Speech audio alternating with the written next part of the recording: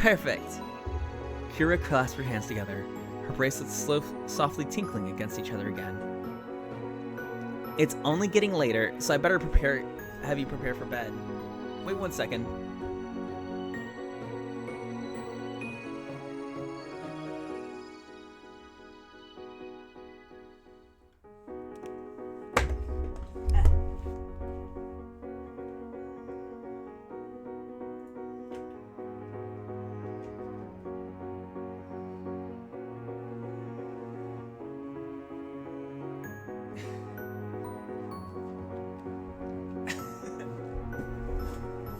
Oh, Cove and his Romeo's ways.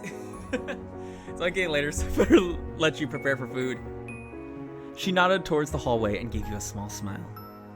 I'll play hostess for a sec and show you where the bathroom is first. 4, and that's where you'll be staying the night. Thank you. Oh wait, I'm sleeping in the bathroom. What? Oh, where the bathroom is first for, and where you're gonna be staying the night. Thank you. You hoisted your travel bag back over your shoulder. Actually, real quick, before we continue, let's look around the house. You got like these cute little pictures. You got the flowers. You got the very convenient water. That water's probably cold or hot or warm. You got the flat screen TV. You got like candle. Actually, nothing too crazy. Nothing out here screams at me. You hoisted your travel bag back over your shoulder and followed behind Kira down the hallway. Cove shuffled along them behind you, disappearing into the bedroom while his mom had you go to the restroom. The apartment was small, but nicely decorated in soft, cool colors, with plenty of artwork hanging on the walls, just to give it character. It was stylish, and exactly what you have expected from someone like Kira. After being shown in the bathroom, and wishing Kira a good night, you head into the room and found Cove already there. Dang! He had changed into his sleepwear for the night as well. Thank God he wasn't changing. Looking around, you found the bedroom to look much the same as the rest of the apartment, but with small ocean elements.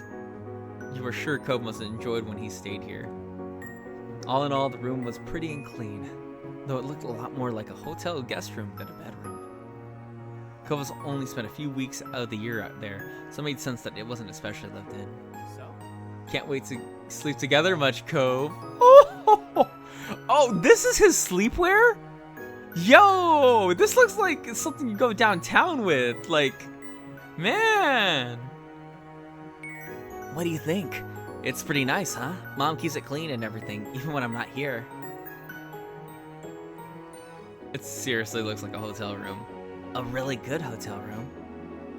Cove huffed and turned away. He was being defensive over your tease. Like, what? It looks great. Like, it looks like a good room.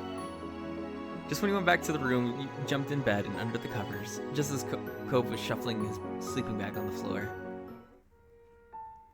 You waited until he was settled in before you flipped off the lights, and a soft glow from outside peeked through the blinds, casting shadows over the floor. You closed your eyes, blocking everything out. Night. Night 4. Night, Cove. Sleep well. The room grew quiet. The two of you wound down for the night. You found yourself listening to the sounds of the city outside the window. The noise out there was so different than what you're used to back home. Cars zooming past and people out having fun, instead of crashing waves and ocean winds cocooning your house in their embrace.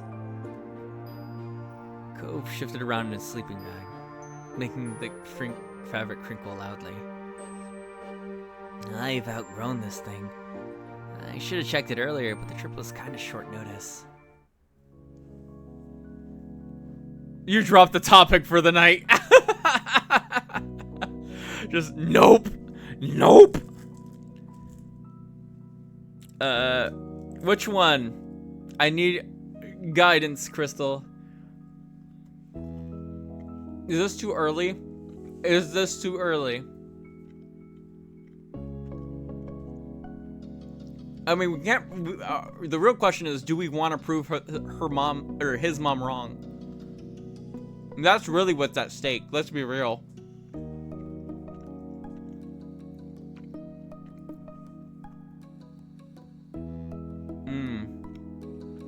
Let's do. Are you sure you don't want the bed? I don't mind trading places. No, it's alright. It's more important that you're comfortable. Don't worry about it. You're already doing me a big favor by coming here in the first place. Just let me do this one thing and give you the bed. That's what I want for this trip, okay? Pursing your lips tight, you gave a small nod and admitted defeat.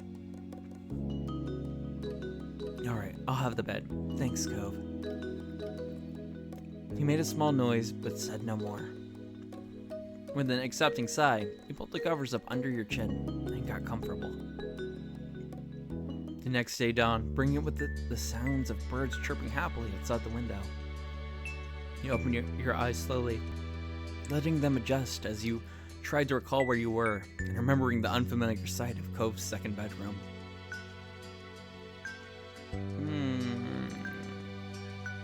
Realistically, I would have woken up on my own. Early morning sun filtered through the blinds, telling you that it was about time to get out of bed. Start getting ready for the day. Oh god, this reminds me of my stays in the Philippines, where the thing that wakes you up is just the sun's presence. That's all you need.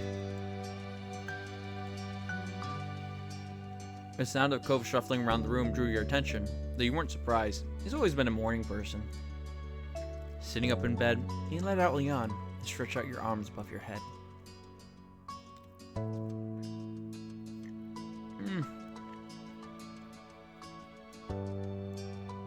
Realistically, if I'm sleeping in someone else's bed, I usually just feel okay. Like because I can't get like too comfy. But I'm not going to insult his bed like that. There was a lot to do, and you're ready and willing to get into it and get ready for the trip home. Good morning. How'd you sleep? Pretty good, thanks. You? Yeah, it was fine. You pulled yourself out of bed, grabbing a fresh change of clothes and your toiletries before heading to the bathroom. After all that, you met Cove back in his room. He was sitting on the floor when you entered, sorting through a bunch of stuff in a box, deciding what to bring and what to leave behind. Hey, could you pull out the stuff in those drawers? You nodded, though he hadn't even looked up from his task, so you know he wouldn't have seen. Heading over his drawers, you started the task of taking out various items and setting them on the ground in front of Cove. Oh, hey, look at this! When you turned towards the sound of Cove's voice, you found him digging through one of the drawers beneath the bed. Neat. Here's something I definitely need to bring. Neat. Craning your head, you had a better glimpse of what he was holding. An old yellowing book. When he opened it up, there were a few dried pressed flowers between the pages. Those have been gifts you've given to him for his mom's place. Something for him to remember you by and make his time here less lonely. He kept them the whole time.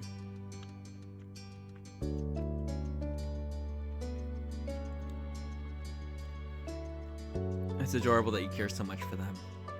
He sighed, glancing between you and the items in his hands. They bring back good memories. A faint blush of color crept over his cheeks, and he looked away quickly. It's nice. These are special. It was important, having a piece of you with me when we were apart. I feel the same way. That's why I gave them to you. Cove smiled, pleased that the feeling was mutual, but then the expression became more amused. And did you keep the souvenirs I brought back? No, he said honestly.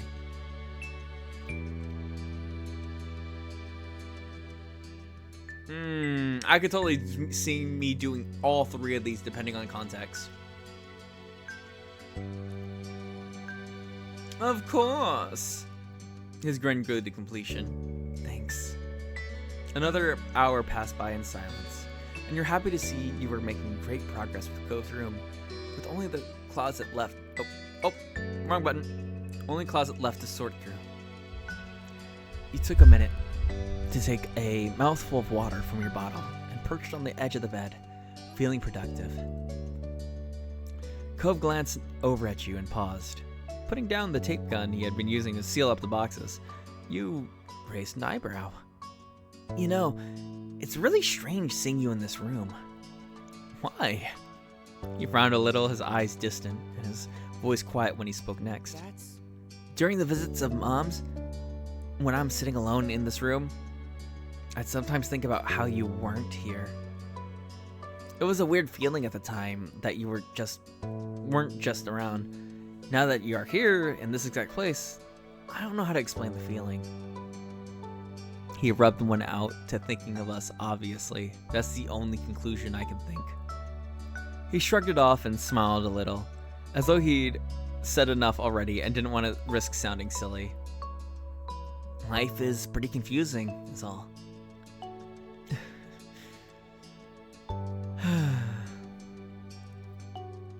That's true.